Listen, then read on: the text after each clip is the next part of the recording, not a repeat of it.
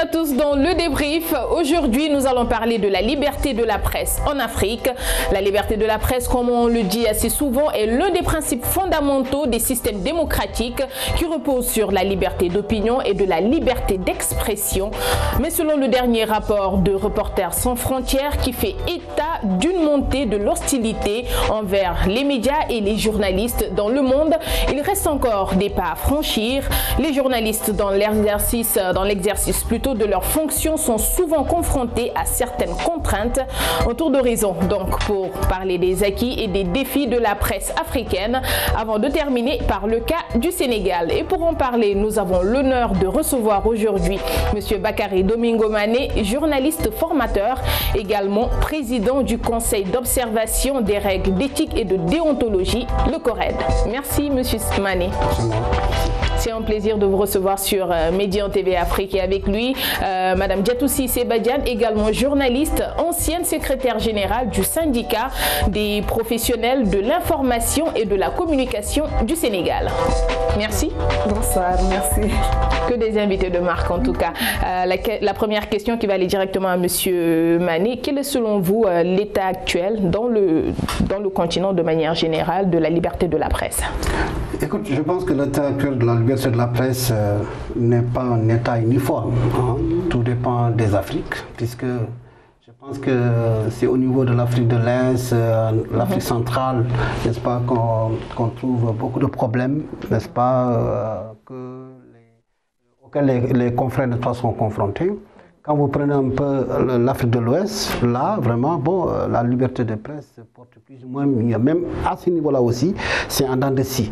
Hein. Il y a d'autres pays, si je prends l'exemple du Sénégal, comparé à notre voisin, n'est-ce pas, de la Gambie, bon, il n'y a pas photo. Hein. Voilà, donc, ainsi de suite. Donc, c'est pas une situation uniforme. Hein. Donc, en Afrique, les situations divergent d'un pays à un autre et surtout au niveau régional. Hein, voilà, donc les situations aussi sont différentes. Voilà. Alors, Madame Diatoussi, de votre côté? Oui, je pense effectivement que si on appréhende l'Afrique en termes de zone sous-régionale, effectivement, il y a des disparités. Mais je pense que globalement, quand même, avec l'ouverture démocratique des années 90, il y a quand même un pluralisme médiatique, une liberté de presse quand même beaucoup plus accrue. Même, on est quand même loin de l'ère du parti unique avec la pensée unique. Nous sommes bien loin de là. Mais il reste quand même des poches qui demeurent des sujets de préoccupation. Bakary l'a dit tout à l'heure, sans aller dans le détail. Si vous prenez par exemple la Corne de l'Afrique, l'Érythrée est en passe d'être le pays le plus liberticide en matière de liberté de la presse. Et même le Djibouti aussi ne fait pas mieux. Djibouti ne fait pas mieux. Le Soudan ne fait pas mieux. L'Éthiopie également est un pays très très liberticide en matière de liberté d'expression. Si vous prenez aussi l'Afrique centrale, bon, en Afrique centrale, bon, excepté peut-être le Cameroun où quand même il y a encore une relative liberté. Et aussi si même le Gabon qui a été cité le Congo, surtout Congo RDC, où il y a une impunité d'ailleurs qui ne s'adresse pas seulement aux journalistes, mais une impunité généralisée. Voilà, je pense qu'effectivement, l'Afrique de l'Ouest quand même a une bouffée d'oxygène en matière de liberté de la presse. On ne peut pas en dire autant, par exemple, pour l'Afrique. Bon, c'est vrai que d'un côté, l'Afrique subsaharienne a fait des avancées selon le rapport de Reporters sans frontières, mais on note des pays comme le Togo et aussi la Guinée ou encore le Tchad où l'ONG pointe du doigt la difficulté pour les journalistes de couvrir des manifestations, surtout à caractère politique ou social. Quelle analyse vous faites de cette situation? Oui, moi je pense que évidemment je pense que là, il est lié un peu à l'état de la démocratie, n'est-ce pas, dans ces pays, où justement, en tout cas, on n'est pas sorti des situations qu'on a connues il y a 10 ans, il y a 20 ans, hein, donc des situations de parti unique, même si aujourd'hui il n'y a pas de parti unique, mais dans les faits et gestes, n'est-ce pas, des tenants du pouvoir, il y a toujours vraiment cette velléité, n'est-ce pas, à casser, n'est-ce pas, de l'opposant. Et quand vous prenez la presse de ces pays-là, vous avez le sentiment que quelque part la presse privée est beaucoup plus proche, n'est-ce pas, de l'opposition que des tenants du pouvoir. Du coup, quand ces journalistes vont couvrir des événements, évidemment, ils sont à la merci de la police, des forces de l'ordre. Voilà, donc c'est comme ça qu'on peut, disons, analyser la situation. Donc, eux, ils vont s'accrocher au pouvoir et de plus en plus, les journalistes sont de plus en plus critiques. Et là, c'est une posture qui ne les arrange pas. Moralité, évidemment, ils vont casser du sucre carrément sur le journaliste et on est en danger. Mais je pense qu'il y a un travail de plaidoyer qui est en train d'être fait. Je sais qu'au niveau de la Fédération internationale des journalistes, effectivement, des discussions sont très avancées. Je pense même que des mesures sont prises. Voilà, sont en train, c'est la question de savoir comment faire justement pour lutter contre ces impunités. Un travail a été fait au niveau de l'ONU, hein, les Nations Unies, effectivement, pour que la question de l'impunité des journalistes puisse être résolue, à ce que les pays qui refusent de pénaliser ce qui porte atteinte à l'intégrité physique ou morale des journalistes puissent être effectivement arrêtés et jugés. Mais ça, c'est au niveau international. Maintenant, il y a ce que les conventions, les règles édictent, mais il y a également leur effectivité au niveau des pays, et c'est là où il y a des problèmes. Mais globalement, quand vous avez des associations professionnelles fortes, quand vous avez une société civile forte, ces genres de situations quand même peut-être ne disparaissent pas, mais quand même prennent moins d'ampleur ou deviennent moins occurrentes. Mais la question de l'impunité en Afrique reste la question de l'impunité. Ce ne sont pas seulement les journalistes qui en souffrent. À chaque fois que les gens vont contre l'ordre établi, qu'ils soient journalistes, qu'ils soient activistes, effectivement, ils peuvent être confrontés à cette impunité-là. Mais bon, je ne veux pas qu'on soit des oraux, mais c'est un peu peut-être aussi les risques de notre humaine condition de journaliste. Il faut peut-être savoir faire avec, sans pour autant forcément aller aussi systématiquement au sacrifice. Alors, vous partagez les avis? Oui, je pense que, comme solution, je pense que c'est au niveau judiciaire qu'il faut régler la question. Surtout. D'abord, on parle de séparation du pouvoir, mais dans le fait, dans la réalité, vraiment, c'est pas ça. La réalité est autre. Parce que, vous voyez, le procureur dépend généralement du ministre de la Justice, lui-même dépend, n'est-ce pas, du président de la République.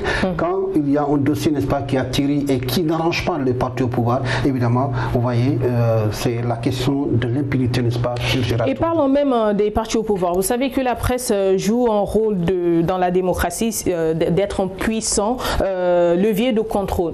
Mais à chaque fois qu'un journaliste s'attaque à des questions sensibles telles que la corruption ou bien des questions liées à l'économie, les fraudes fiscales et tout ce qui va avec, il y a tout le temps un problème. Il fait face à des contraintes de manière générale. Parce qu'il touche vraiment un point sensible. C'est vraiment le point névralgique quand vous parlez de corruption et tout, parce qu'on sait que la gestion du pouvoir en Afrique et le levier vraiment c'est fondamentalement l'argent. Et quand tu parles de l'argent, quand tu dis, disons à l'opinion, voilà comment on dépense l'argent du contribuable, quelque part ça les dérange. C'est pourquoi l'argent c'est être traqué directement. Justement, c'est que les tenants du pouvoir ne s'arrêtent pas là. C'est qu'ils vont chercher aussi dans le lot de ces journalistes des gens qui vont faire leur affaire. Donc ils ne vont pas simplement s'attaquer à vraiment aux journalistes qui les dérangent, mais ils vont essayer, si vous voulez, de régler leur compte, mais à côté, ils vont essayer de dresser d'autres confrères contre ces gens-là, parce que simplement, ils vont encore brouiller les pistes. Donc, l'un dans l'autre, nous avons un métier très difficile, qui fait que quelque part, nous sommes, par essence, des révélateurs des choses, n'est-ce pas, cachées, et à partir de ce moment, le conflit survient, et ils ne le sauront pas du tout, parce qu'eux, ils veulent se maintenir, et les journalistes, eux, travaille disons, à dévoiler les choses, n'est-ce pas, pour l'opinion de façon générale. Alors, Diatou Cissé, les explications de M. Mané montrent que les dirigeants ont une mainmise sur certains médias, n'est-ce pas? Je pense que moi je ne l'admets pas, mais je peux le comprendre, c'est de bonne guerre. La presse quand même participe à la formation de l'opinion et de ce point de vue, effectivement, quand on veut formater ou orienter l'opinion, peut-être il vaut mieux avoir une presse à sa solde qui essaie d'orienter le débat, mais bon, ça c'est une question personnelle parce que c'est une question qui relève de l'éthique et de la déontologie.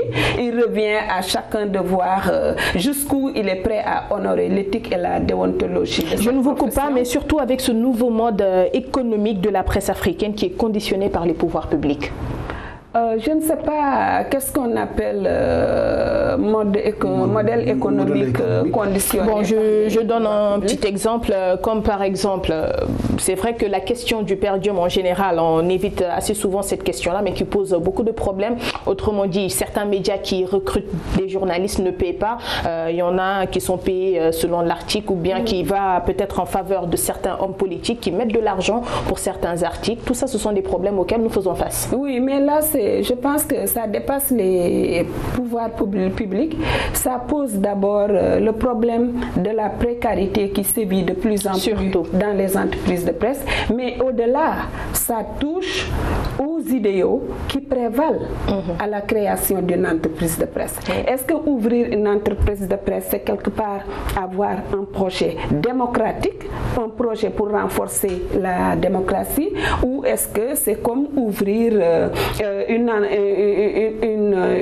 ou se mettre en place un projet, par exemple, pour vendre du poulet? Moi, je pense que c'est l'approche qui change fondamentalement. Si effectivement on investit dans la presse pour rentabiliser, avoir des sous, je pense qu'on est un peu mal barré. Si on l'utilise aussi comme un moyen d'influence, je pense que c'est ça qui amène un peu le journalisme de connivence dont parlait tout à l'heure Bakary Domingo.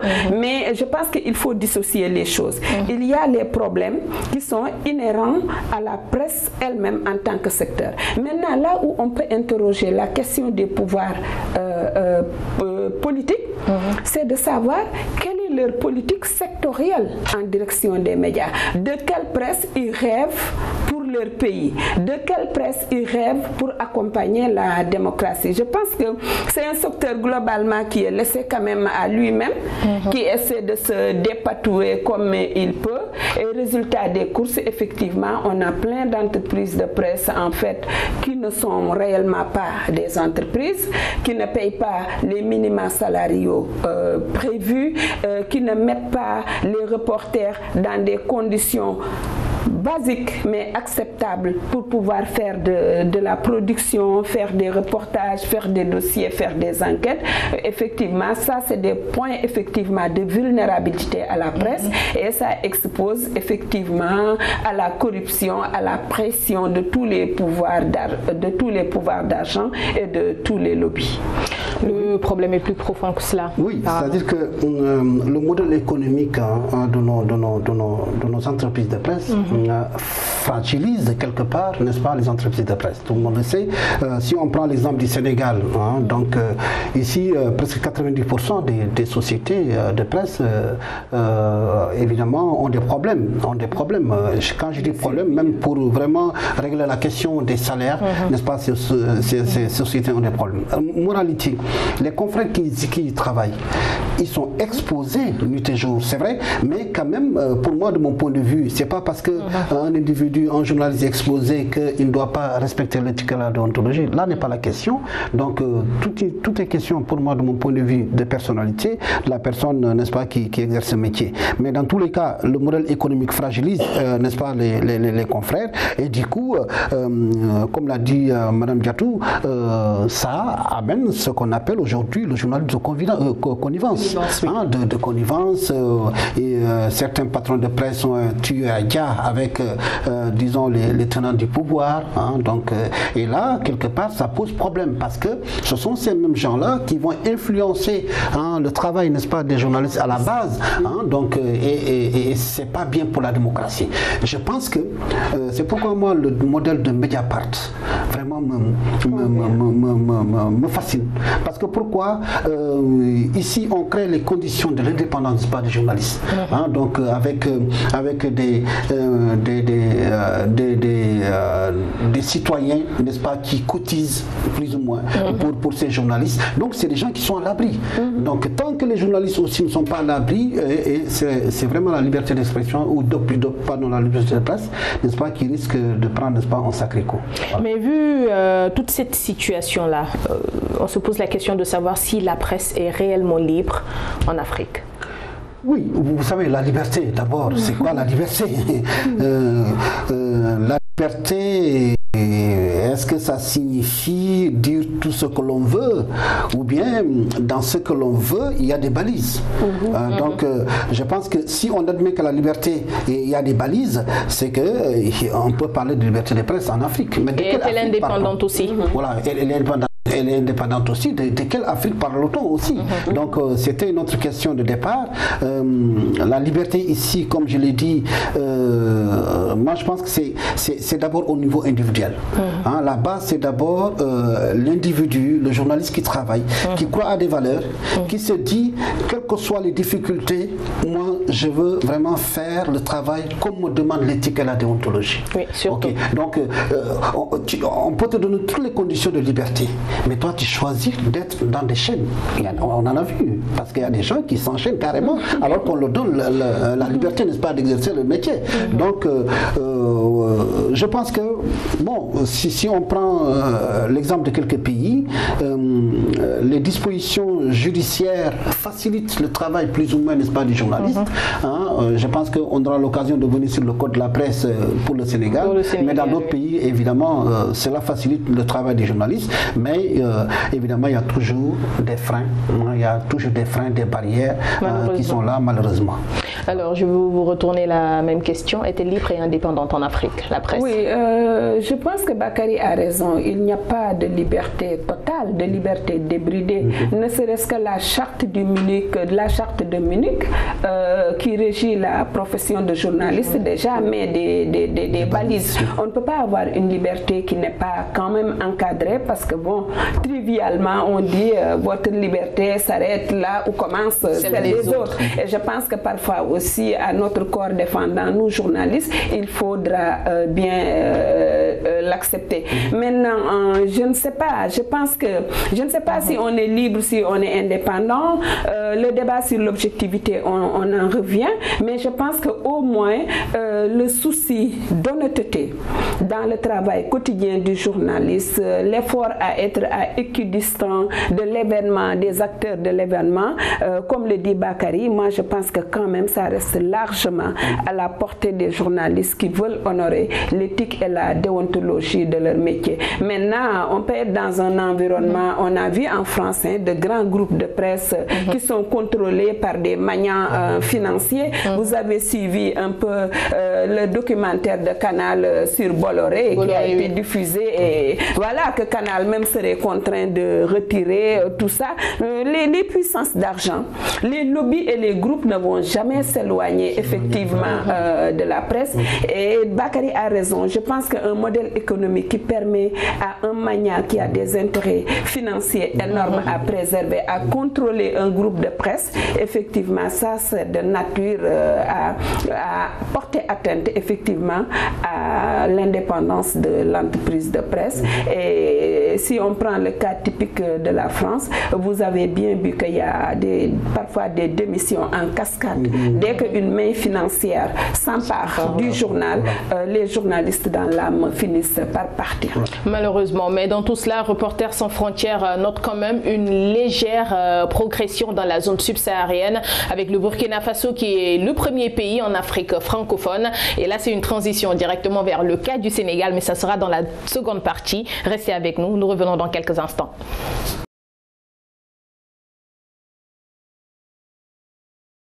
Le débrief se poursuit et là nous sommes dans la seconde partie. Nous allons parler du cas du Sénégal.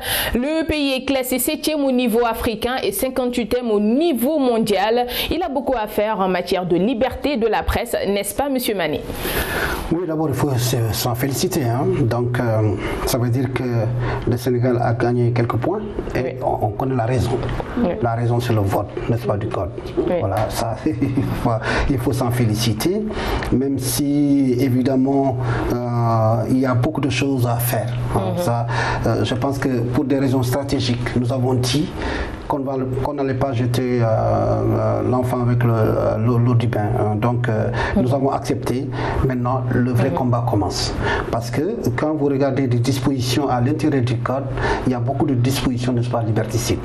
Par exemple, l'article 192, n'est-ce pas, qui parle de sanctions administratives, où on vous dit que l'autorité administrative peut venir faire arrêter, prendre le matériel dans un... Justement, ce point-là, nous allons revenir parce que cela porte atteinte à la liberté de la presse. Vraiment, donc, pour dire que bon, on s'en félicite, mais quand même, il y a beaucoup de dispositions. Surtout, on a reconduit les sanctions pécuniaires, alors que ces sanctions, la philosophie de ces sanctions, c'était dans le cadre de la dépénalisation.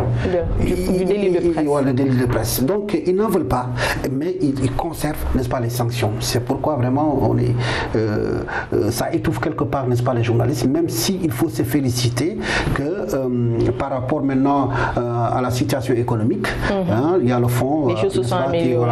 Les choses vont s'améliorer, mais attendons même que cela soit vraiment vérifié, n'est-ce pas, sur le terrain. Espérons que ça commence bientôt avant de revenir au code, car moi j'aimerais bien que vous portez un petit regard sur ces points gagnés par le Sénégal par rapport au dernier classement. Il faut le relever, le Sénégal très souvent est bien classé dans le rapport de Reporters sans frontières, sauf à quelques épisodes où la presse sénégalaise a eu un conflit très clivant avec le pouvoir, particulièrement sous le règne du président Abdoulaye Wade à quelques époques.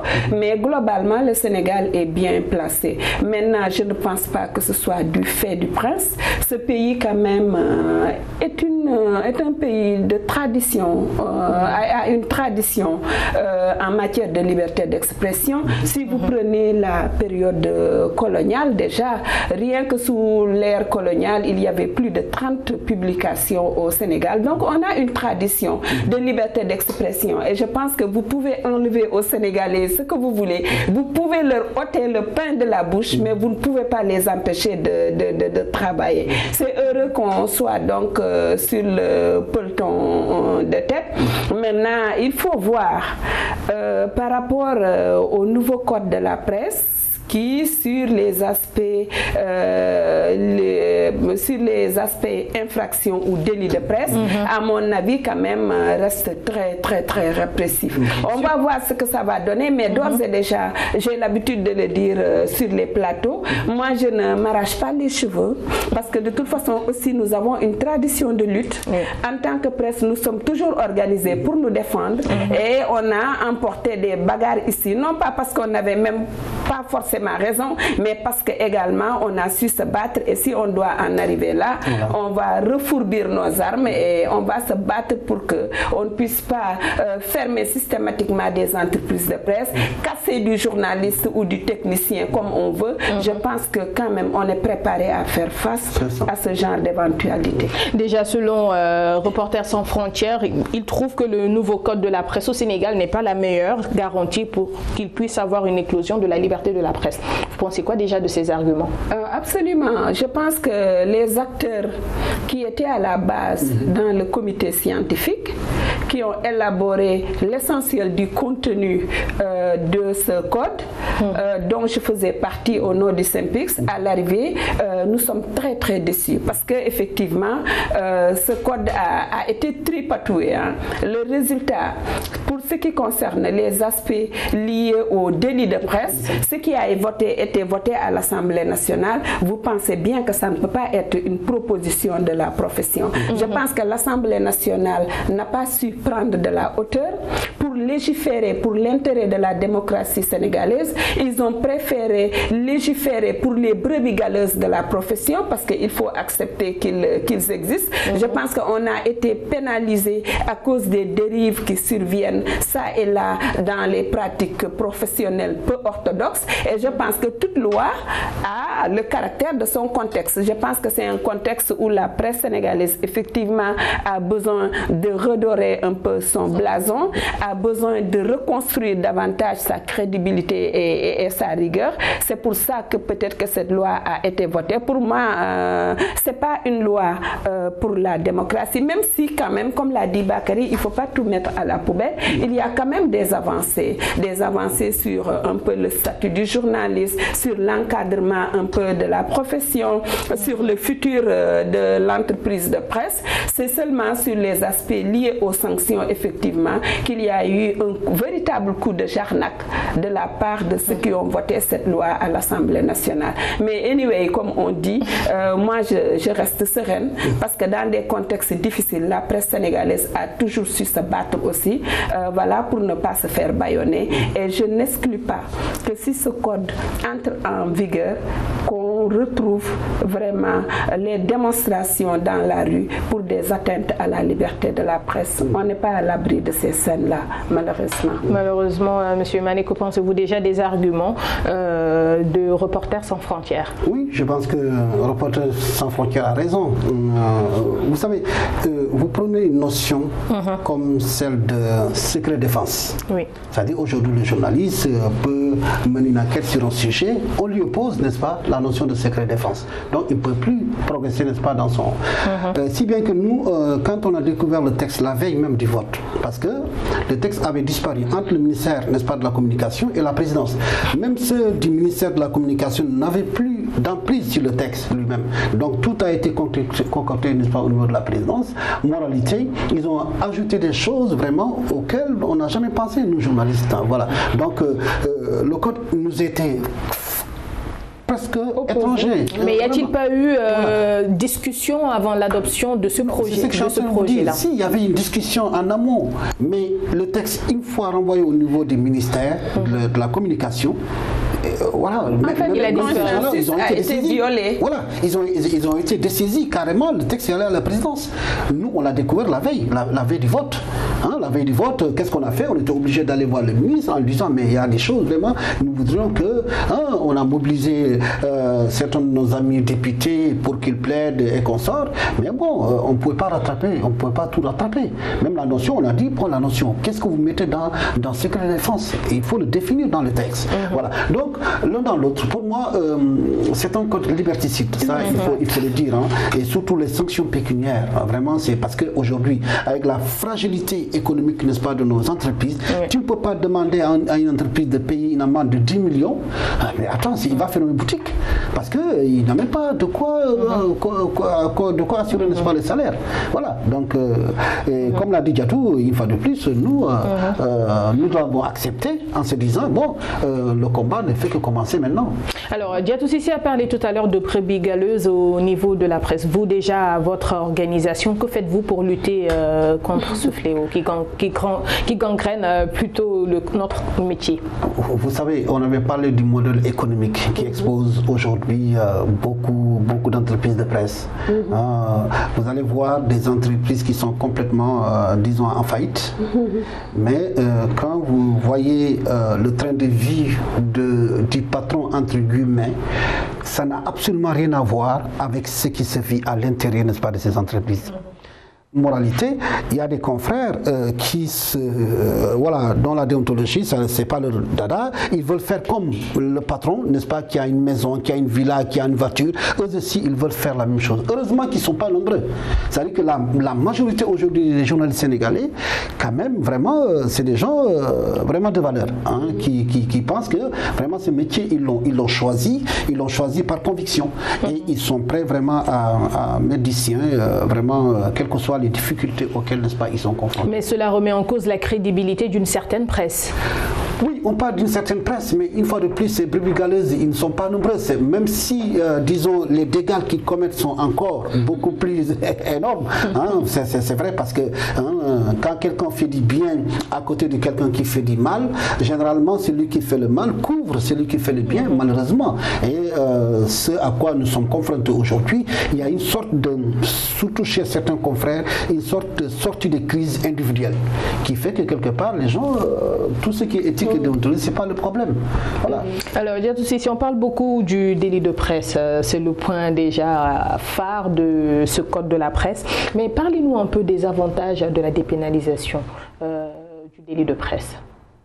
Les avantages et les inconvénients. Moi, je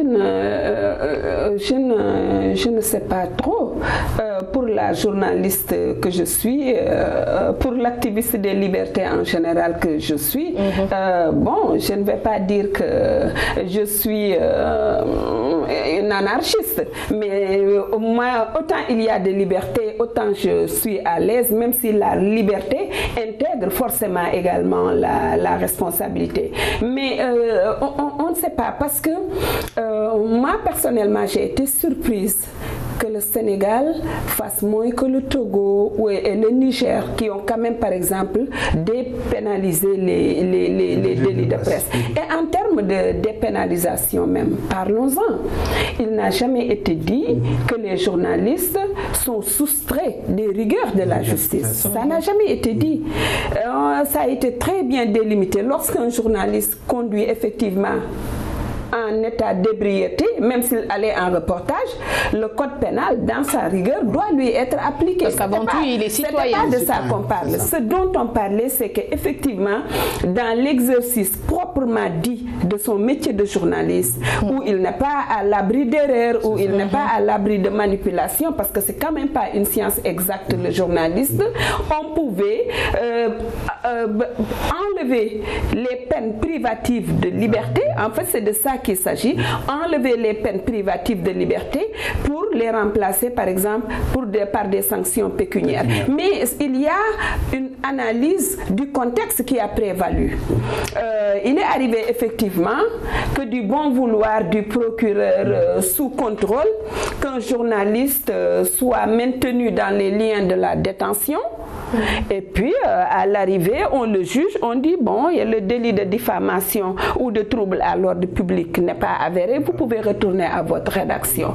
On s'est dit que c'est peut-être un moyen ou une stratégie, en tout cas pour intimider les journalistes, et qu'en démocratie, ce n'est pas acceptable. Surtout que le Sénégal se vante d'être un grand pays démocratique. Voilà, et même quand parce qu'on avait fait faire un travail il y a quelques années de cela, qui avait vu un peu l'ensemble des délibérations concernant des délits de presse, particulièrement la diffamation, mais depuis que je suis dans cette profession, l'un dans l'autre, si on calcule, il n'y a pas 20 journalistes qui ont été effectivement condamnés dans ce pays pour des délits de presse.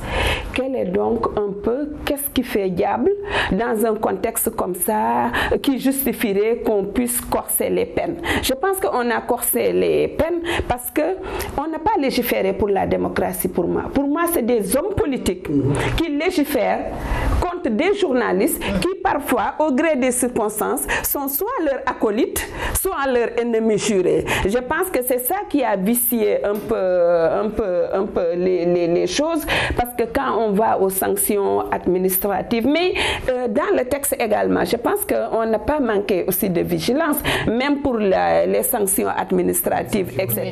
Il y a des possibilités quand même de faire opposition devant le juge des référés, et s'il y a abus de pouvoir, effectivement, l'organe en question, en cas de fermeture par exemple, peut attaquer l'autorité administrative. Donc autant que possible, on a essayé de sauver ce qui... Parce que tout à l'heure, M. Mané même l'a souligné, la saisie des supports de diffusion, la suspension et la fermeture d'organes de presse en cas d'atteinte. Mais si vous regardez bien le code, c'est quand même encadré. C'est encadré. Moi, je m'inquiète franchement pas. Peut-être je suis une bonne optimiste, Mais moi, j'ai toujours pensé qu'à chaque fois qu'on a des problèmes avec le pouvoir, avec des groupes ou avec des lobbies, la question se règle par un rapport de force et par la mobilisation de l'opinion. Par la grâce de Dieu, on a des organisations professionnelles très réseautées qui savent occuper l'opinion, qui savent se battre. Je pense que c'est sûr qu'il y aura un contre-pouvoir venant également de la profession. Et qui savent surtout dénouer les situations. Au niveau du CORED, il y a le tribunal des pairs. C'est quoi son rôle exactement? Oui, le tribunal des pairs, son rôle, et voilà, Mme Diatou fait partie, n'est-ce pas, des juges. Donc, c'est de veiller à l'application, au respect de l'éthique et la déontologie. Vous savez, nous avons une charte, ce qu'on appelle la charte des journalistes du Sénégal, où il y a un certain nombre de règles que le journaliste est, disons, a l'obligation, n'est-ce pas, de respecter. Si le journaliste passe outre, n'est-ce pas, ces règles-là, et qu'un Sénégalais se sente, par exemple, lésé par un article ou bien par un papier, n'est-ce pas, d'un journaliste, il a la latitude de saisir le tribunal des pairs en disant que dans tel article ou bien dans tel papier, tel journaliste m'a prêté telle ou telle chose alors que je n'ai jamais fait. Donc j'aimerais que le tribunal statue et me rétablisse dans mes droits.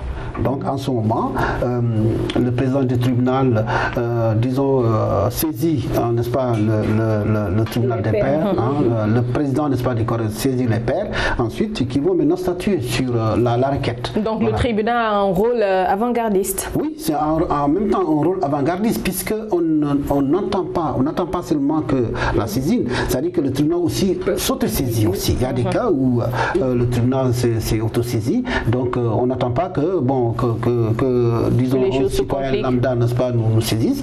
Et par rapport au CORED, pourquoi justement ce tribunal des pairs? Parce que Diatou rappelait le contexte tout de suite. Lorsqu'on a parlé de la dépénalisation, nous avons dit que la dépénalisation va renforcer encore la responsabilité des journalistes. Plus un journaliste est libre, plus il doit être responsable. Voilà notre philosophie. Mais en dehors de cela, qu'est-ce que nous avons dit? On ne va pas attendre que le gouvernement, disons, fasse ce travail-là. Nous, à notre sein, on va s'organiser. On va mettre en place notre tribunal. Et des confrères ou des conseillers qui vont passer outre, n'est-ce pas, les dispositions d'éthique et de déontologie, ces gens, évidemment, c'est le tribunal qui va statuer sur leur cas. C'est ce que nous avons fait depuis lors. Depuis l'institution de ce tribunal-là, on a eu à vider au moins sur 12 dossiers. Voilà, 12 avis, n'est-ce pas, qui ont été rendus, n'est-ce pas, par le tribunal des pairs. Voilà, mais malheureusement, une fois de plus, vous savez, les confrères ne font pas de la publicité autour de ces avis rendus, n'est-ce pas, par le tribunal. Et Dieu seul sait qu'on les saisit, on le dit, diffuser, mais bon, tout ce qui est lié à notre, tout ce qui concerne, n'est-ce pas, les journalistes, souvent on ne donne pas beaucoup de crédit à cela, on préfère parler des autres que de parler de nous-mêmes. Voilà, vous déjà, Madame Diatou Cissé, en tant qu'une des juges de ce tribunal-là, ne pensez-vous pas qu'il est temps quand même, ici au Sénégal, de mettre en place de nouvelles législations pour une meilleure protection du journaliste, en dehors du code, bien sûr? Oui, je pense que les journalistes, dans l'exercice de leurs fonctions, ne peuvent être gérés que par le code de la presse. Quand on sort de notre statut de journaliste, on est géré par les autres lois et textes comme tout citoyen sénégalais. Mais je pense que dans le code de la presse, effectivement, il y a quand même, en termes de protection de l'exercice du métier, quand même des dispositions intéressantes. Il est réaffirmé effectivement que nous devons avoir la latitude de faire notre travail. Et c'est là où il y a des contradictions d'ailleurs dans le code. On a la liberté, effectivement, on doit pouvoir faire notre travail sans entrave, on doit on a le droit de protéger nos sources. En même temps, bon, bref, je pense qu'il y a des dispositions qui protègent le journalisme. Mais il y a des mains. Oui, mais moi je pense qu'il y a des mains. Malheureusement, sans défendre les yeux fermés, permet le code de la presse. Je dis toutes mes réserves sur les parties liées à la pénalisation du délit de presse, mais je pense qu'il y a la protection que vous offre la loi, il y a également la protection que vous vous offrez par votre capacité à dire non, par votre capacité à refuser, par votre capacité à respecter l'éthique et la déontologie, parce que ça aussi on ne le dit pas assez.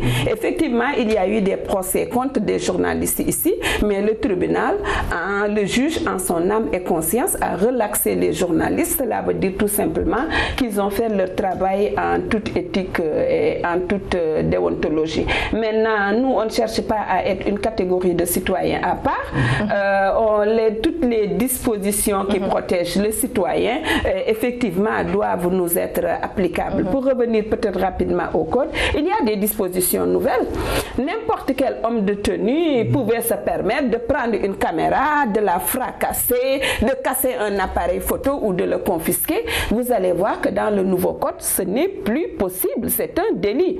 Quand quelqu'un se saisit du matériel de travail du journaliste sur le théâtre des opérations, c'est de la destruction de biens appartenant à autrui et il est prévu effectivement des recours en justice pour réparation. Donc les fortunes sont divorces. Le reste se règle à mon avis à chaque fois que de besoin, selon les situations et selon les rapports de force qu'on saura créer. C'est vrai qu'il y a des cas similaires comme ça. Moi déjà en tant que journaliste, j'ai une fois eu cette expérience durant le procès de Karim Meïssa Wade. Lorsqu'on a rendu le verdict, on a été attaqué, notre caméra a été cassée et également pas plus tard que la semaine dernière, il y a eu également ce cas à Thiès durant la marche des élèves. Tout ça, ce sont des problèmes auxquels font face des journalistes. Mais que faire pour régler ce genre de situation selon vous?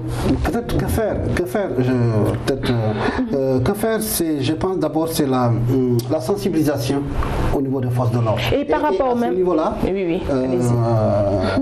mon ex-secrétaire général a un rôle important là-dessus, parce qu'à l'époque, on s'est réunis avec les forces de l'ordre, on les a briefés, il y a même une rencontre au cours de laquelle chacun disait ce qu'il pensait de l'autre, et tout cela a été, disons, formalisé dans un rapport, donc au code de conduite, où disons sur le terrain, voilà comment les forces de l'ordre doivent se conduire, voilà comment les journalistes aussi doivent se justement, conduire. je voulais en venir par rapport, comme mesure préventive, ne faudrait-il pas instaurer des codes dans chaque organe de presse, des codes de conduite?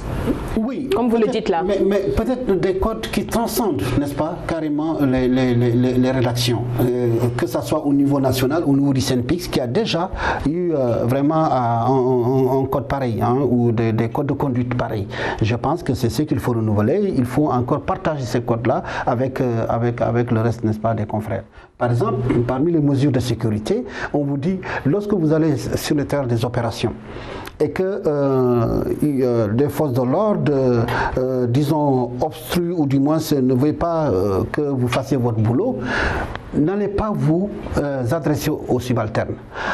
Cherchez à rencontrer, n'est-ce pas, son patron et adressez-vous, n'est-ce pas, à son patron-là. Donc ça a été écrit noir sur blanc dans les codes de conduite et je pense qu'il suffit simplement de vulgariser et partager, n'est-ce pas, avec les confrères. Voilà, avant de terminer, j'aimerais bien qu'on revienne un peu à la prolifération chaotique des médias au Sénégal. Si on peut le dire ainsi. Il y a plusieurs médias ici au Sénégal. Le Maroc vient s'y ajouter. C'est une chaîne africaine. Oui, mais marocaine aussi. Il y a des instances où on fait bien la différence, ma chère. Mais ce n'est pas le plus important. Je pense que c'est quelque part l'expression d'une vitalité démocratique, même si il y a plein de journaux qui vivotent ou qui disparaissent, qui finissent par mourir de leur belle mort. Mais en tant que journaliste et ancienne secrétaire générale d'un syndicat, nous on est preneurs. Autant il y a de journaux, de télé, de radio, nous sommes preneurs. Tout cela soit bien réglementé. Oui, c'est ça aussi, mais il faut aussi trouver le juste milieu. Le juste milieu, c'est effectivement la liberté d'entreprendre quand même, qui est une liberté reconnue de tout citoyen qui a envie d'entreprendre. Il y a également la nécessité de protéger et de renforcer la liberté d'expression. Toutes ces choses-là fait que, sans vouloir parler à la place de l'État, il est difficile de dire à un citoyen, vous ne pouvez pas entreprendre. Toutefois, et je pense que ça c'est un point intéressant du nouveau code de la presse, on a essayé de mettre des garde-fous parce que dans ce pays, des gens ont eu un peu d'argent, ils ont même débauché des journalistes qui étaient dans des positions professionnelles assez stables, ils les recrutent, au bout de 6 mois, ils sont essoufflés, ils ne peuvent plus, les gens se retrouvent sur le tapis ou à carreaux. On a voulu quand même prendre des dispositions. Dans le nouveau code, effectivement, il est mis des conditionnalités sur la qualité du matériel. Si vous n'êtes même pas capable d'acheter du matériel de télévision qui réponde aux standards minimal, si vous voulez le faire, vous voulez faire de la télévision avec du TOC, ça veut dire que vous n'avez pas les moyens de faire de la télévision. Donc, au point de vue du matériel, au point de vue de la surface financière, il est demandé que les gens puissent au moins sécuriser une année de fonctionnement. Une année de fonctionnement, ça intègre effectivement les charges de production, mais ça intègre également les salaires. Je pense que c'est des mesures appropriées qui ont été prises pour éviter que des aventuriers qui sont souvent mus par le fait de faire de profit et de faire de l'influence à travers les médias viennent surtout embarquer des jeunes pour les laisser sur le tapis ou les livrer à la précarité. Alors rapidement, nous sommes à 30 secondes de la fin. J'aimerais bien que vous me donnez votre avis par rapport à la prolifération rapidement des médias au Sénégal. Oui, prolifération, je pense que d'abord c'est les dispositions légales, n'est-ce pas, qui permettent la création des organes de presse. Et d'ailleurs, il ne faut pas déchanter. Je pense que ça va encore, avec le numérique, ça va encore monter en crescendo. Donc, il n'y a pas de problème à ce niveau-là. Je reviens encore au modèle économique. C'est-à-dire que tant qu'on ne règle pas la question du modèle économique, évidemment, moi je pense qu'à l'avenir, c'est des confrères comme ça qui doivent se mettre ensemble. Voilà, créer de grands groupes de presse. Mais vous savez, les logiques... Dans la dispersion, rien ne se fait normalement. Comme je l'ai dit, chacun est dans une logique de sortie individuelle de crise et ça, c'est pas bien. Bon, espérons que l'entrée en vigueur sera pour bientôt, pour le nouveau code de la presse. Oui, on est en train de travailler déjà sur le décret d'application et bientôt elle est déjà dans le processus, donc je pense que ça, les choses vont se décanter bientôt. Voilà. Là, nous sommes au terme de cette émission. Comme vous l'avez suivi, nous avons parlé aujourd'hui de la liberté de la presse en Afrique de manière générale et principalement au Sénégal. C'était le débrief. Un grand merci à mes deux invités de valeur, comme je le dis toujours, M. Bakary Domingo Mané et également à Mme Diatou Sissé Badiane. Un grand merci à la réalisation et rendez-vous la semaine prochaine, toujours dans un nouveau débrief sur Médian TV Afrique.